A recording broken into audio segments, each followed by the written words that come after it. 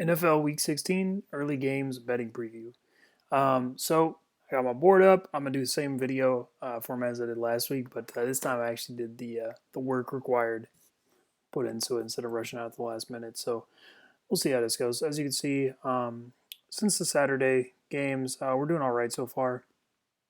Where we want to be in terms of bettable stuff, we're just over 500. And you could argue it should be better. I'm not gonna get into it too much right now, but yeah. So starting with the Colts Steelers, and yeah, with this system, this is just so I can have a visual instead of just my ugly mug talking into the screen.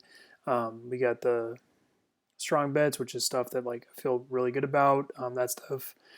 I mean, I want to be perfect on everything, of course, but normally so far about 80%. This stuff I think is bettable for sure, but not quite a guarantee. This stuff is just how I feel about it, but I don't think it's worth putting money on. And this is in case there's something I think is a complete stay away. So Steelers Colts first here. Yeah, I do feel pretty strongly about the Steelers -1 now. I've felt wrong. I've been wrong 2 weeks in a row with stuff that I feel strongly about in regards to the Steelers. Now, why did that happen? 2 weeks ago, it was when they played the Bills, and that was just straight up stupid on my part. I just kind of miscalculated a lot of things about especially the way the Bills interacted with the Steelers defense, given their situations. Again, I'm not going to go too much into it right now, but yeah, that one basically I was just wrong. And then last week, um, I mean, listen, they gave up two fumbles at the beginning of the first quarter, basically, which just fucks everything up. Now, the problem there was just feeling too strongly about a spread that was too large. It was 14 and a half, which, given I literally thought the Steelers were going to struggle on offense in my video, that was just too much of a spread to guarantee something on. But whatever. This week, significantly smaller, as you can see. It's 1 point. And listen, I'm not like in love with the Steelers or anything. I don't think they're all that good, but I definitely don't think the Colts are all that good. And you're going to see here that at home the Steelers are just frankly better. Now, injury wise, the Colts are missing both starting tackles, which is absolutely a big deal. And listen, the Colts not going to be able to run the ball well. I would suspect what they're going to end up doing is moving Quentin Nelson out to tackle and then moving probably Danny Pinter into guard. That's what they did earlier in the season when I think it was mid game. They lost some tackle depth and they had Quentin Nelson move out to tackle, but that's not necessarily ideal for the Colts. Quentin Nelson, so he's really good at a lot of things, but he does. And if you watch him on like over a full game, he absolutely is good for some quick losses to good defensive linemen more than once a game. And Steelers come packed with those, and they're the exact type of guys to give him problems. Specifically Stephon Tuitt, but I mean Tyson Alualu and Cam Hayward do it too. So while I like Quentin Nelson a lot, like I said, if he's your best lineman in this situation and he still struggles with that type of player on the interior, that's already kind of a problem. And Mark Lewinsky, their other guard, is absolutely very very vulnerable to that. Shows constantly when he plays players in that mold that he gets beat into the backfield pretty quickly, fairly frequently. And then, like I said, you're talking about another rookie interior guy, plus a backup tackle. Like, listen, there's a ton of problems in the offensive line. The Colts aren't going to be able to run the ball that well. Then passing wise, Philip Rivers is not a killer versus the complicated zone that the Steelers run. He's not awful, but he's going to lack weapons that are meaningfully useful in this game. His receiver is not very good. They just played some real awful secondaries, including the Texans twice in the last 4 weeks, who are the worst secondary in football. And here, that is not the case. Joe Hayden, Philip Nelson, Steelers on the corners on the Steelers actually pretty good. And T.Y. Hilton, Michael Pittman are going to struggle. Not like struggle awfully. Like, I don't want to overrate it, but they're not going to be the same driving forces that they have been. And without that, Colts, like I said, really going to struggle on offense. You can see I have them 10 to 17 points. I would be very surprised if it gets higher. Of course, the normal caveat being a dumbass defensive touchdown, which, hey, we literally saw it against the Steelers last week. But yeah, on the Steelers side, though, it's not like I think they're going to be all that great either. I see more path to success for them because first, I don't think they're going to be able to run the ball either. Their run scheme can be good, For some teams, you saw that a lot earlier in the season, but here, real bad. Colts defensive front, extremely good against the run, and their linebackers especially. What the Steelers really feast on is they feast on linebackers who consistently get out of position, who overrun plays, who do types of things like that. That is literally the opposite of the Colts. Darius Leonard, Bobby Okereke, and Anthony Walker all really good in terms of being disciplined and run fitting between the tackle or just in the run game in general. So they're not gonna be able to run the ball. So then you kind of get into, well, can they throw the ball? And I think the answer is over the course of the game, yes. Colts defense pretty overrated. They played a lot of bad teams. Now I do think they're good. Like they're a top half defense for sure. But this idea that there's some like shutdown number one, get the fuck out of here, not even close. And what you're gonna see in this game is that with their like kind of soft zone defense, the Steelers receivers are going to find space in it, specifically Deontay Johnson. Now, are they going to be great? No. Juju Smith-Schuster, Chase Claypool, don't really like either of them as separation creators, which is a problem here for sure. But they're probably enough, like I said, over the course of the game. Now, what's the difference between them and literally just the Bengals last week? Where the Steelers did get shut down in the course of the game. Well, frankly, Bengals defense, as it stands health-wise, is just better than the Colts, especially personnel matchups. Bengals secondary, sorry, really good at this point with the corners. The Colts not so much. Xavier Rhodes and Rocky Sen, they have some strengths, and I do think they're going to be able to get physical and press Juju Smith-Schuster, Chase Claypool out of the game a lot, but they both can really struggle downfield at the catch point, which becomes a problem here. Their safety cover being Julian Blackmon, not nearly as good as Jesse Bates on the Bengals. And the pass rush, frankly, is not as good for the Colts either. Justin Houston's roughly equal to Carl Lawson at this point. And other than that, I mean, people talk about DeForest Buckner all the time. As a pass rusher, down to down, he's not all that good. Frankly, he's not that much better than Christian Covington on the Bengals. I mean, he is better, but not like by a super meaningful amount. And because of that, you're going to see that much like the Steelers likely would have against the Bengals, and even did going in the second half, over a ton of tries, you're going to find success on offense. That's going to be the case here. Now, again, not great, 17-24, but I do feel real strong about the Steelers winning that game. Again, that means that this point spread is -1. The under 2, that's just a little bit of a low number, and defensive touchdowns stuff are possible in this game. And there's a possibility the Steelers get right on offense too, but yeah, I do think the under is bettable. So then we got the Falcons Chiefs. So the Chiefs are going to win this game. That spread, 10.5. That's a little high. So you run into basically the identical situation you did last week in the Falcons game when they played the Buccaneers, which is it's what you saw in the second half, right? Because that's basically what you're going to get this whole game, I would suspect.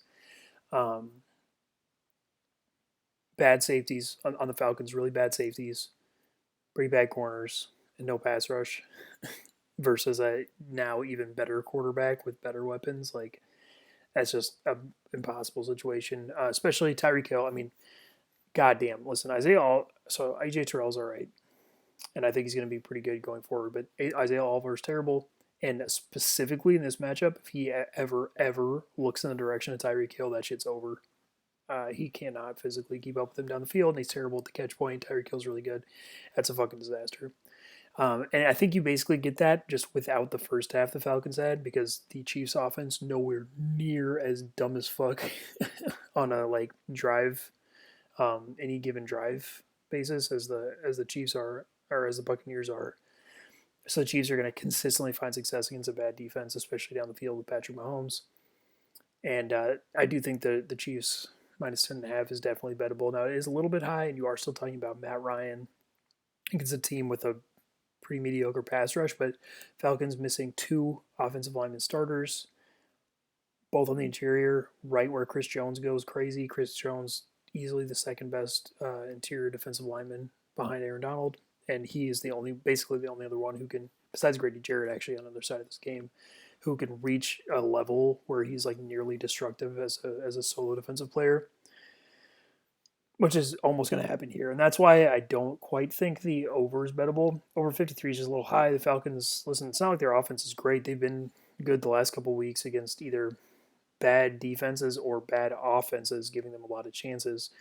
That's neither of those are the case here. And while it's possible that Matt Ryan goes to work with Calvin Ridley again over a couple drives over the course of the game, they run into too many issues with their offensive line and with their lack of weapons outside of Calvin Ridley and Russell Gage. So yeah, definitely the Chiefs. The Chiefs are going to win the game, like I said. There'll be a lot of parlays.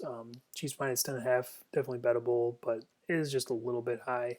And the over, if the Falcons just might score single digits, so I don't really want to touch it. Chicago, Jacksonville. So again, Bears are going to win this game. The Jags are clearly tanking. They're choosing to start Mike Glennon and get the Lamau. Bears are going to win this game, and even if they weren't clearly tanking, just matchup dictates the Bears are going to win this game. Spread is set at 8, over under at 47. So reason I don't think the Bears minus 8 is quite a lock or super bettable or super strong is basically because their starting quarterback is still Mitch Trubisky. He's played so 2 weeks in a row, starting 3 weeks ago. I told y'all, despite Mitch Trubisky being really bad, he's going to look good, and that's what happened. Now, I cut it off a week too soon against the Vikings, and that's something I'm still dealing with. Just how to incorporate coaching into it. I just kind of assumed that Mike Zimmer was going to be good enough to figure some things out. He clearly didn't, which is my bad. But here, this is basically a rerun of the Panthers game, or sorry, the Texans game, where he's playing a really, really, really bad defense. Now, I don't think the Jags are quite as bad actually defensively. They're rushing, so as a run defense, they're actually kind of reasonable at this point, and it's not like the Bears are anything special. But you run into the same issue as in that Texans game where the receivers are just so unbelievably beyond the corners that are trying to cover them that no matter how bad Mr. Trubisky is, he's just throwing to just barn door size windows the entire game, and Jags down to third, fourth string corners who I have a little bit of respect for. I actually don't think they're like the worst guys in the world. I think like literally the Texans have worse corners and there are other teams too, but the Lions is another one, but they're not good enough here. Bears receivers legitimately good. Allen Robinson, fantastic. Darnell Mooney is legit, and Anthony Miller, despite his drop problems, is still a consistently good separation creator. So it's going to look really similar to that Texans game.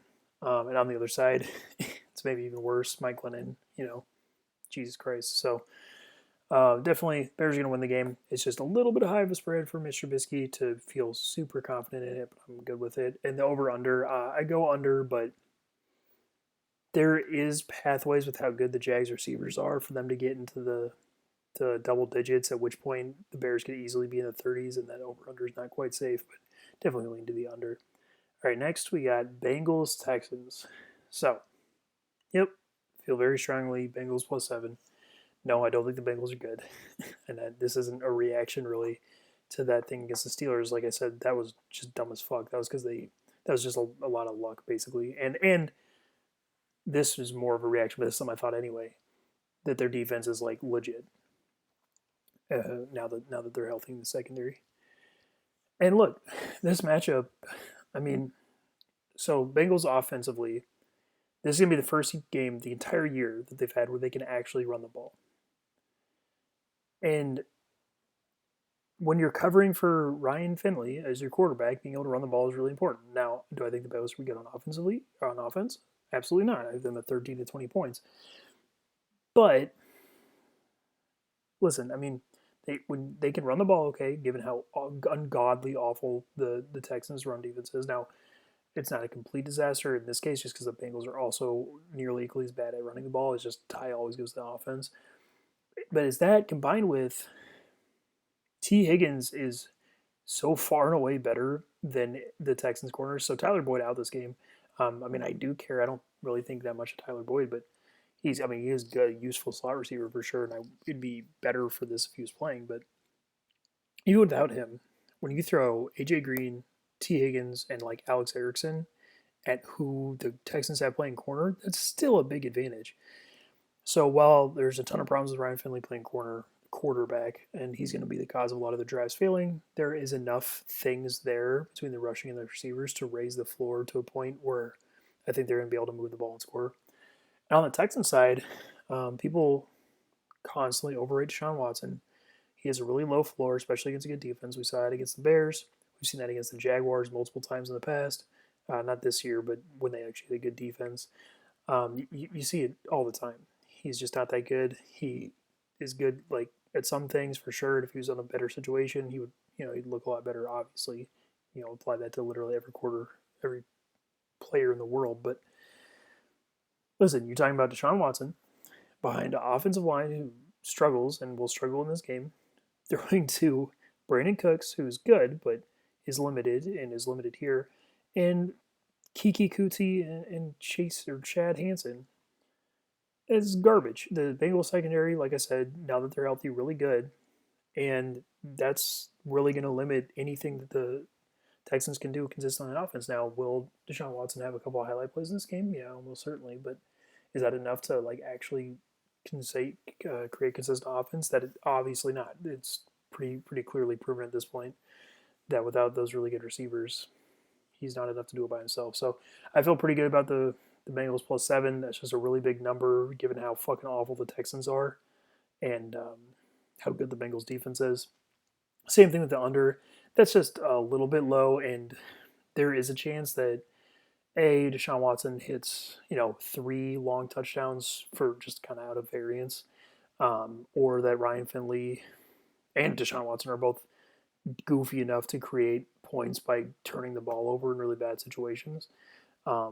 So I don't feel quite as safe with that, but I do think it's bettable for sure. And I do still think that Texans are going to win the game. It's just going to be on something dumb in the last minute. So next we got Giants Ravens. You can see I feel strongly about the under 44. That's a 4, not a 9. And the Ravens, I think, are going to win the game, but I'm not going to quite guarantee it. Still figuring this out. And I lean the Giants +9.5, but I'm not going to bet on it. So reasons for this. Basically, Giants are really going to struggle offensively. Daniel Jones not good in situations versus complicated zone defenses. You saw that against the Steelers earlier this year. And their weapons, Golden Tate out. Their weapons, while I like Darius Slayton, Sterling Shepard's all right. Ravens do still trot out Marlon Humphrey, who's fantastic, and Marcus Peters, both of whom are good enough to limit the receivers. And then you're talking about Daniel Jones behind a bad offensive line versus a good defensive front, trying to figure out a complicated zone defense without receivers to drive. It's bad. It's a bad situation. I hit them at, 9 to 17 points, and that's basically, for it to even get that high, is basically just because I don't think Daniel Jones is the worst thing in the world. And Darius Slayton and Sterling Shepard are good enough, and David Ingram are good enough to create kind of a floor on offense. But I don't think it gets any higher than that under almost any circumstance. Then on the other side, as far as the Ravens go, listen, first thing I look at with Lamar Jackson is the strength of the opposing safeties, and the Giants' safeties not that bad. They're not crazy, but Xavier McKinney's looked kind of promising since he started playing. Logan Ryan is good, whether he's playing slot corner or safety. And Julian Love's not like garbage. Not like, are there teams with better safeties? Yeah, they're not like ungodly awful. And as far as the defensive front go, listen, Giants' defensive front's really good. The Ravens, while I think they're going to be able to run the ball because the Giants still pay Blake Martinez to be a linebacker and their other spot is nowhere near good enough to compete in this game. They do have trouble with push at the up front, and Lamar Jackson has shown that he's not exactly great at reading and beating zone defenses consistently. Giants play a really disciplined, strong brand of zone defense. So I think the Ravens, while they're going to be able to move the ball on the ground to a point, those like really long explosive plays, while it's possible once or twice, isn't something I would bank on consistently in this game by any means. So I don't feel great about their offensive ceiling now. Their floor is super high with Lamar Jackson and their ability to rush the ball, which does happen in this game. So I have them at 20 to 27 points.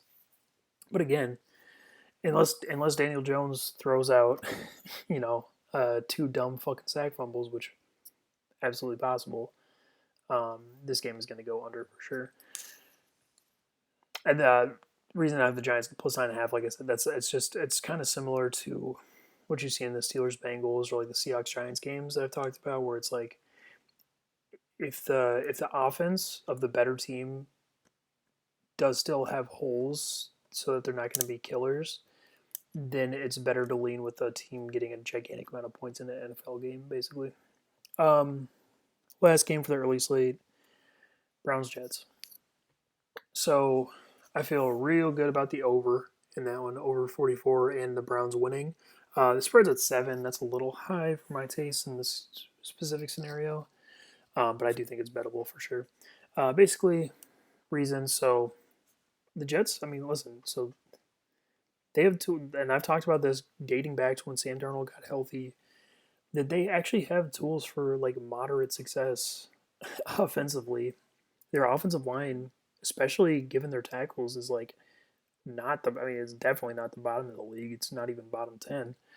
Sam Darnold, given time in the pocket, I don't think. Yeah, I don't think he's good, but he has shown in the past that he can move the ball and create points, whether it's for his team or the other team. And the Browns defense just isn't good, right? It's almost a perfect storm in terms of creating points because the ways that the Browns defense could be good in this game are through like sacks, which leads to like sack fumbles, or it leads to Sam Darnold doing dumb shit and throwing picks, all that type of stuff, because it's with their defensive tackles and Myles Garrett like quickly creating pressure um, on the offensive line, or if their defense is being bad, it's because their safeties are absolutely ungodly awful, and that creates long plays the other direction, right? So I think the Browns defense just creates a lot of points both ways by itself, and then the Browns offense versus the Jets defense. You're talking about a fantastic running team versus a Jets defense who, well, if they're fully healthy and if they have all their guys from the beginning of the season, actually like as a run defense. Now they're kind of bad. They've gone through a lot of attrition on the front, and they're going to be starting a basically unknown second linebacker next to Neville Hewitt, who's already kind of bad. Plus, they lost their strong edge defender in Jordan Jenkins a while ago, or John Jenkins, Jay Jenkins. There's like 3 of them in the NFL, so I get confused. But now you throw out Terrell Basham and like Bryce Huff, Jabari Zuniga, and their edges just aren't strong run defenders. So now you're talking about a Browns team given a dominant rushing advantage versus bad linebackers, and that creates a lot of points. So yeah, there's this whole thing about the Browns receivers being out with COVID. I don't care. They don't rely on their receivers for most things anyway. I mean, Jarvis Landry is definitely a nice bonus. He's important to their offense, but they can manufacture a lot of stuff he provides against this type of defense. So I like them to get in the 30s for sure. Like I said, I think the Jets can actually move the ball and can probably score at least enough to hit the over in this game. The Browns, though, are in the end are definitely going to win. They're significantly better, um, and I would guess that they would cover, but that's just a little bit large. Like I said again, for a team for them playing against a team who can score points, but I do think it's bettable for sure. So that's the early games. We'll see. Trying to be perfect for sure. Definitely better than last week, but that is the board so far.